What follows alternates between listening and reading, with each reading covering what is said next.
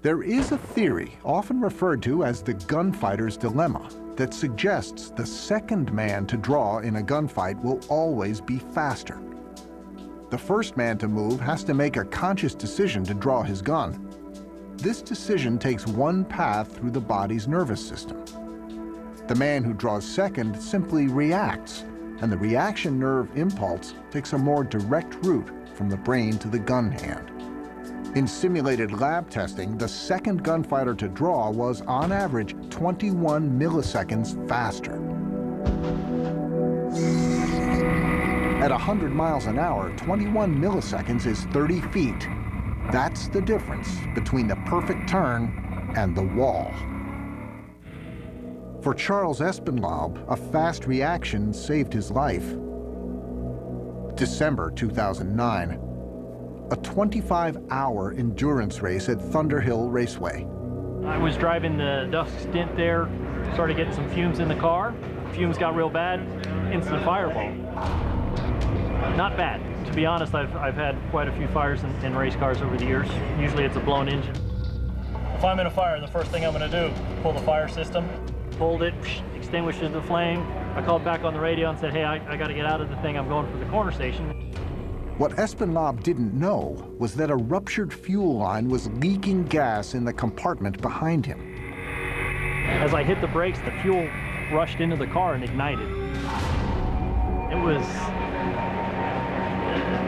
undescribable how hot and how bright and instantaneous the heat just was. Really painful. Temperatures in the car hit 2,500 degrees Fahrenheit almost instantly. Even with this dark shield, my eyes closed because the flame was so bright. But he knew what he had to do. My job now is to try and get out of the car as quick as I can. Next thing is the kill switch. A maneuver he's practiced repeatedly. I'll unbuckle the belts. I'm getting out. I got 2 window nets, door, and then I can jump out of the car. A lot of times you can't see, so you got to be able to do it all by memory and feel. It was actually on fire when I got out of the car. You know, the fuel was soaked into the suit and it was burning. I had to do the stop, drop, and roll deal, and then there was the corner workers there right away, and they got me with some fire system stuff and got it under control pretty quick.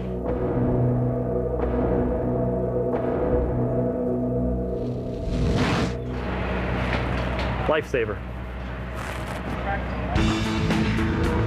As far as the cars at the top of the charts, we're going to right now. 9 months after that near-death experience, Charles Espenlaub is within sight of the season championship. But there is trouble during the qualifying laps. It's early morning in the desert, and the temperatures are not far above freezing. Assume your first, second timed lap will be the best lap for the tires, but maybe second because it's cold. E9 minus 1.4. Gotta go quicker than that, buddy. A potentially costly error. The tire pressures in the fall line cars are set up for warm afternoon temperatures. They're all wrong for the cold morning track.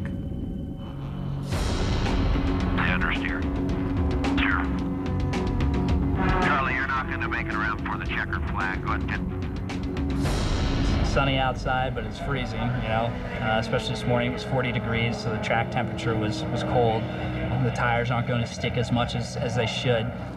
We've been setting the car up for roughly 75-degree temperatures. We've got the balance of the car down really, really well in those temperatures. This morning, when we went out for qualifying, it was 40, 45 degrees. The tires don't come up to temperature as fast, so the balance of the car really wasn't where we wanted it.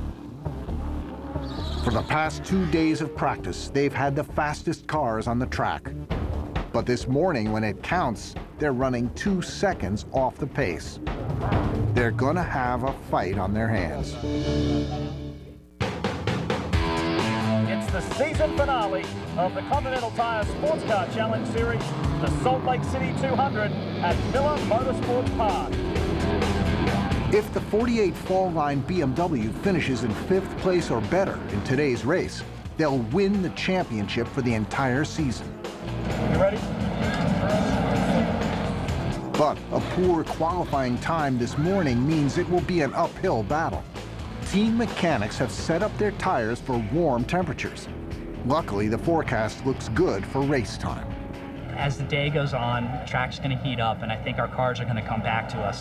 So I think we'll have something to give the field a run for. This is going to be very entertaining for the final time this year. The Continental Tire Sports Car Challenge Series is away.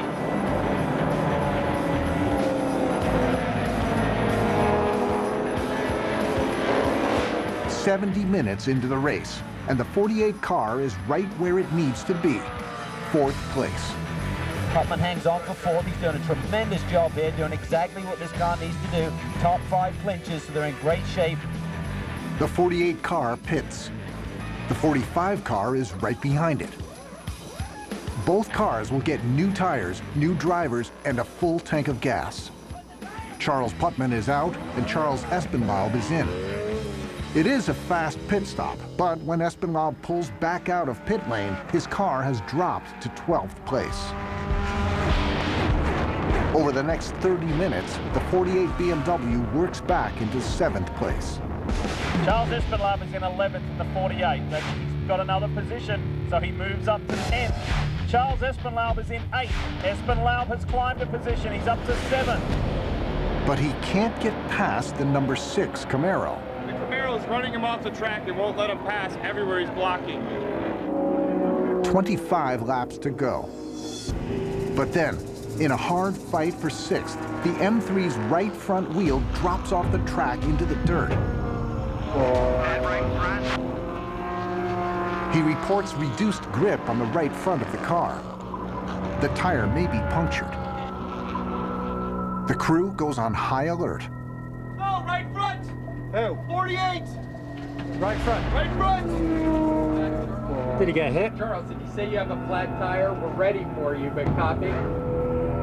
If the 48 car pits for a new tire, it will lose too much time and any chance of winning the championship. But if the tire is damaged and they don't pit, they'll never finish the race.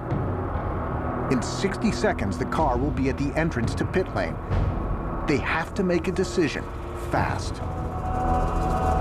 All the hard work and compromises of an entire season are distilled in this next half lap.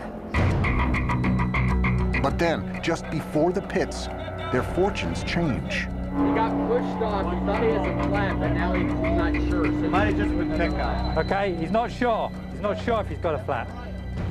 Grip is coming back into the right front tire.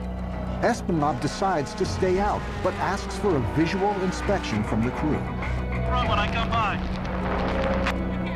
Team co-owner J.P. Novelli runs out to the pit wall to inspect the tire as Espenlaub zooms by.